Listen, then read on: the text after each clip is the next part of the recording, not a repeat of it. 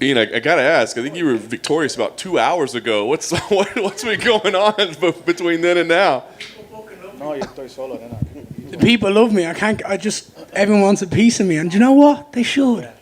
I'm the future. I am the future of this sport. Okay. And everyone's trying to get interviews. And do you know what? I just need some time to just relax and just enjoy everything. It's overwhelming, man. It's insane. Like, I'm a 23-year-old who just made my UFC debut at MSG, the biggest card of the year, knocked someone out, and I'm just, I couldn't be happier.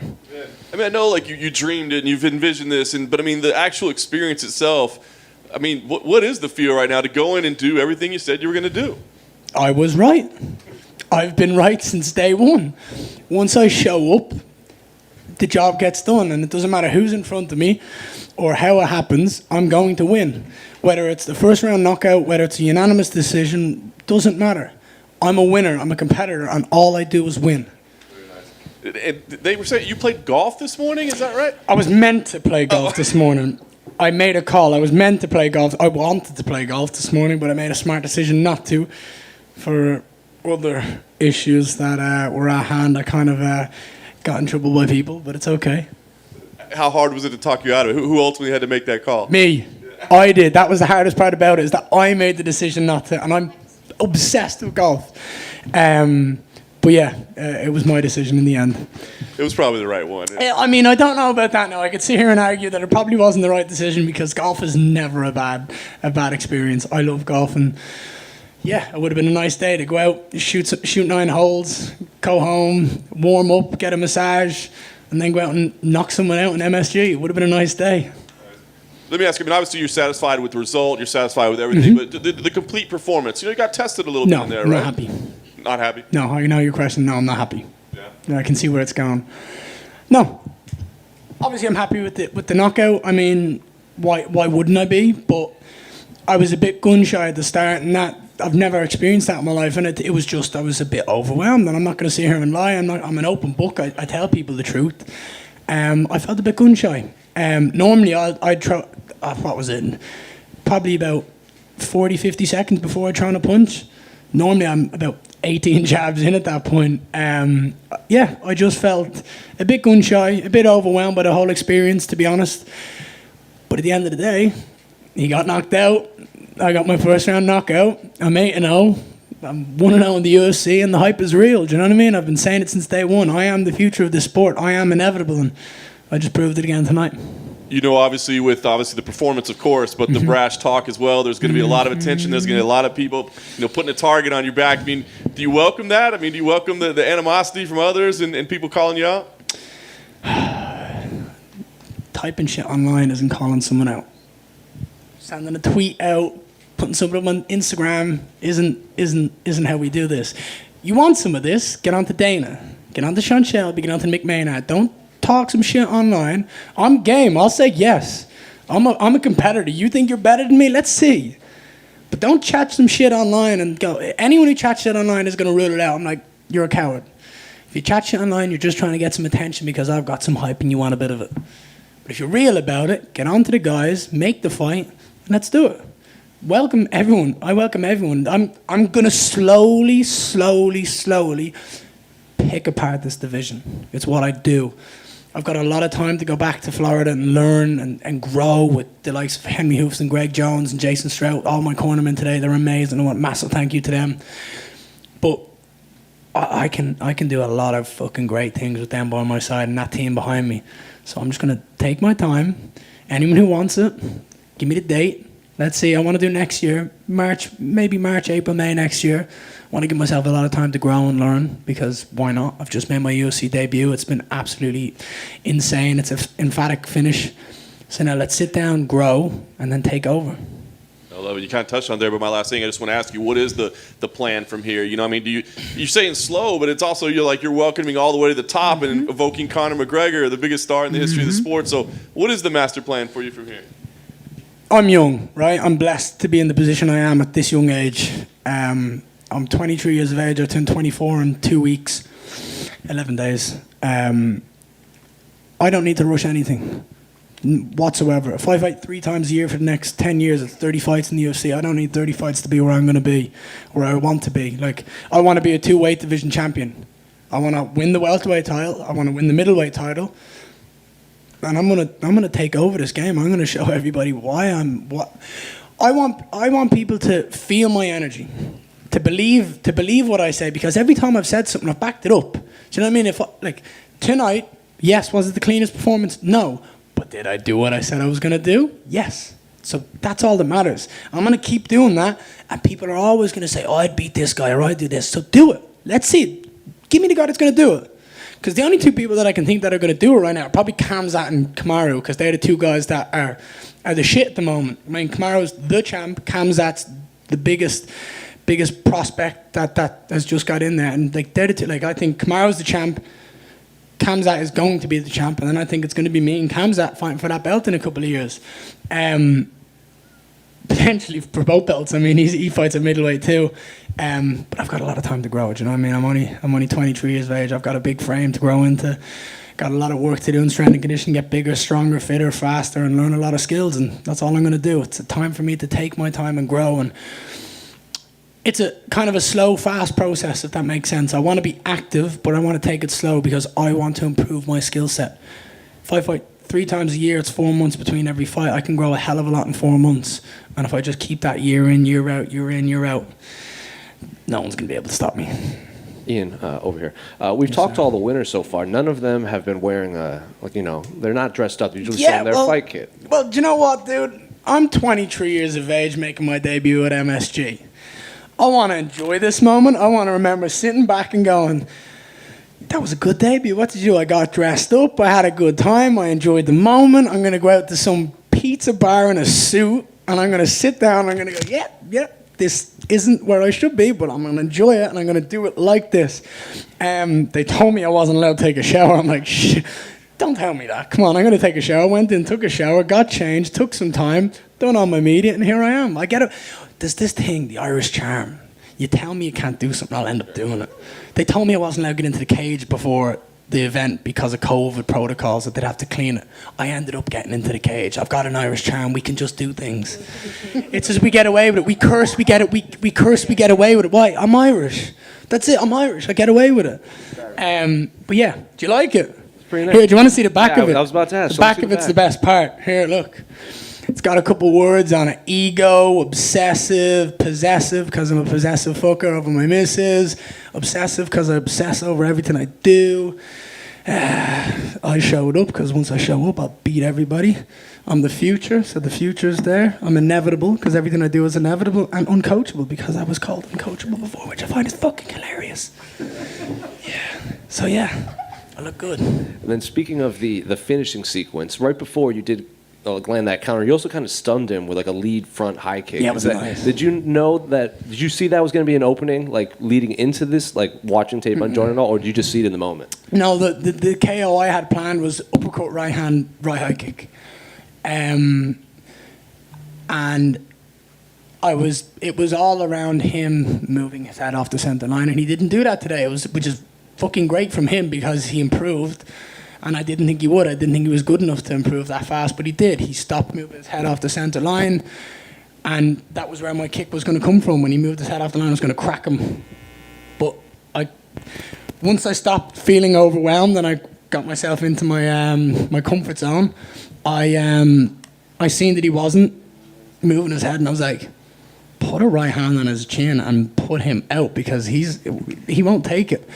Slipped the left, cracked him with the right, and was like, oh, he's still standing. Okay, but he wasn't. He was out, basically. His body was trying to stand up. I was like, just hit him once more. Looked a lot like Conor's finish of Ivan Butchinger. Yeah, I said that earlier on. It looks a lot like it, just backwards from the stance. Yeah, I mean, it's the right thing to do. Slip, crack him again, and then say, good night, see you later. And then in the past, when we've spoken to these high-level prospects, like Israel Adesanya comes to mind, where he had a list of names. He's like, I'm going to be this guy, and then I'm going to be this guy, and then I'm going to be this guy. Are you that type of fighter that will line up names in his head, or is it just you'll take them one at a time as they're presented to you? No, I mean, every single fighter on the UFC roster an amazing fighter, and they're brilliant at what they do, and they all deserve to be here because they've worked their ass off and they've worked to get to this point, and they all possess different threats and different challenges, and that's why I love this sport, because I'm a competitor, not a fighter. I didn't have to be here. I chose to do the sport because I love fighting. I love hitting people. I love the thrill of competing against another man and proving that I'm better than him. But yeah, there's no names. I'm welcome to everyone who wants to fight me. Yes, there's going to be people calling me out. I don't listen to all that shit. I couldn't care what they say. At the end of the day, whoever's name gets sent on a contract, I'll sign it, I'll fight them, and then I'll move one step up the ladder. I'm in no rush. The only person I'd love to fight is Diaz. I'd love to fight Diaz just because he's never been stopped. I'm like, shit, I could do that. I could stop Diaz. Also, I just think it'd be a fucking fun fight. Do you know what I mean? He's great at talking. He's got the hype of his whole the Nick Diaz army. Do you know what I mean? Like, he sees the whole they've got the whole thing. But yeah, Nate, I just love to share the cage with Nate, and it's not a disrespectful thing. It's more just I would love to share that cage with him. Well, what about Nate? He has one fight left on his contract. Come on, I'm not going to sit here and say he's going to fight me. He's not fighting me. We know that. I mean, it's just a nice dream. And then last one for me. You said you want to come back in March. Historically, the UFC holds an event right around St. Patrick's Day. Is that what you have your eyes on? Hey, look, if they want to put me and Conor on a card and take over somewhere, then we can do that. I like fighting in the US. Do you know what I mean? I'm based in the US now, down in Florida. I'm going to go home for the holidays and enjoy some time with my missus. I want to get married in January, so probably going to end up doing that. You say it so casually, like probably gonna go get married. Yeah, we haven't decided a date. We're just gonna go do it. No, we're just gonna go do it. Do we need to decide a date? No. Book it. Just go do it. That's what our life's about. We don't plan. We just show up and do things and just take over and be disruptive. And yeah, look at tonight. You know what I mean? Disruptive. That's what I like to be. But yeah, no, just enjoy every second of what I'm doing. Congratulations on your soon-to-be wedding. Thank you, sir. Appreciate it. Ian, you talked about the Irish charm. Is that how Conor gets away with everything?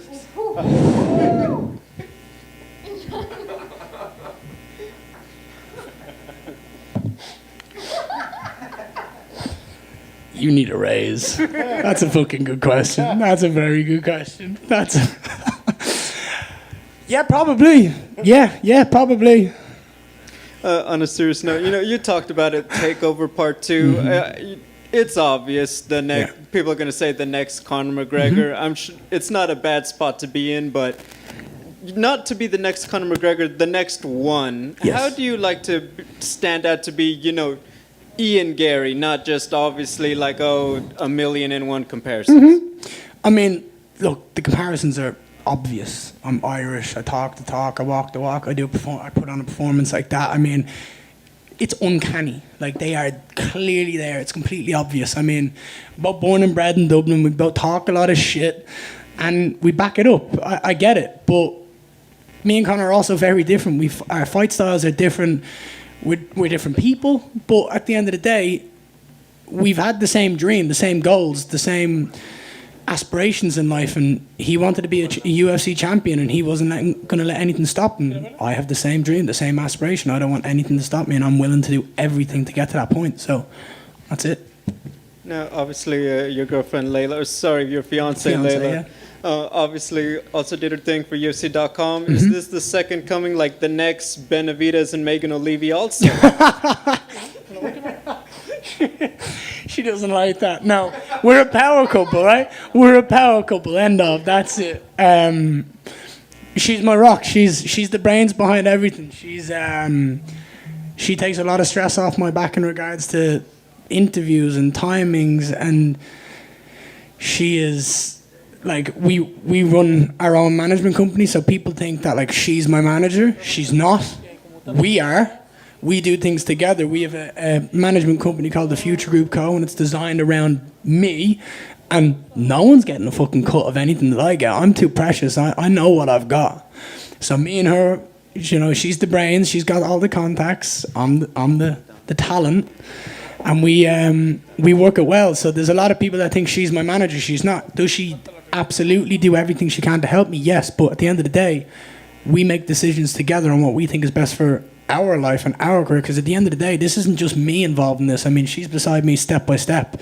She's here at the hotel with me, looking after interviews and telling me I have to be this place, this place, this place, this time. And she's amazing, and there's a reason I love her. And like, we didn't get together because she was my manager. We ended up doing that together because we're like, right, we're fucking good together. We can make shit work, and we did. And we've disrupted the game at home in Ireland. I mean, we've got ridiculously lucrative deals in regards to sponsorship, and like, that's why we're blessed. I make most of my money outside the sport because we have a successful company together, and we're just going to keep growing and growing and growing and taking over everything. Disruptive. That's what I said.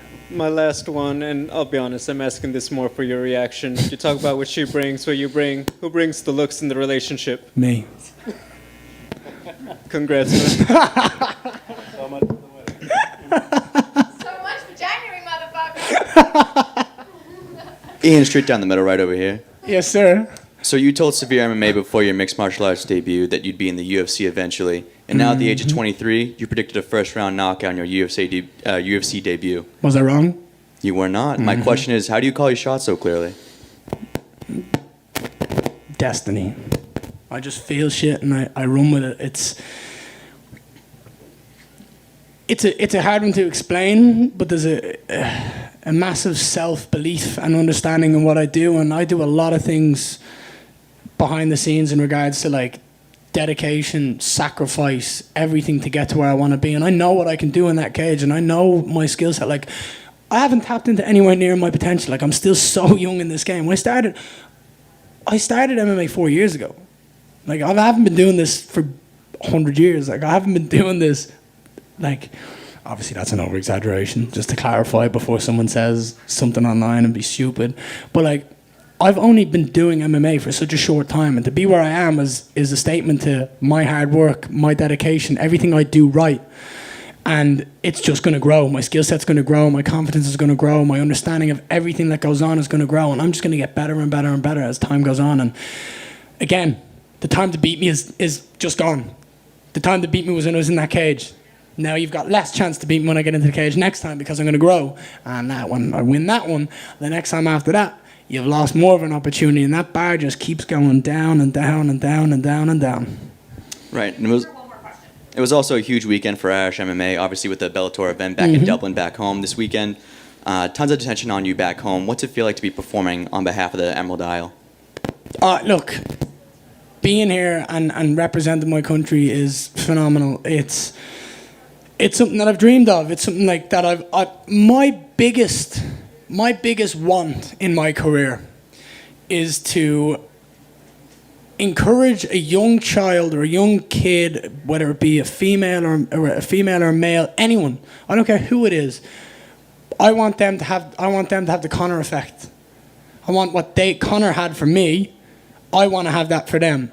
So the fact that there could be someone at home who's stayed up late at night to watch me fight my UFC debut, the fact that they could be going, one day I want to do that. One day I want to be like Ian Garry. That's my biggest want in this career. That is like my success, is that in a couple of years I will see someone be in the position they are, that I'm in right now, because of me.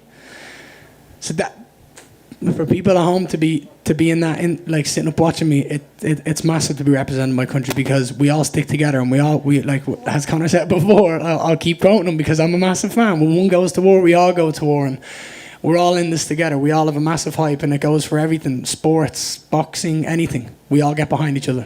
All right, thanks, Ian. Congratulations. Appreciate it. I'm sorry I take so long to talk, because I talk to everyone. One question turns into 45-minute answers. But look, I appreciate everything. Thank you. We will be back, and we will do it all over again. Appreciate it.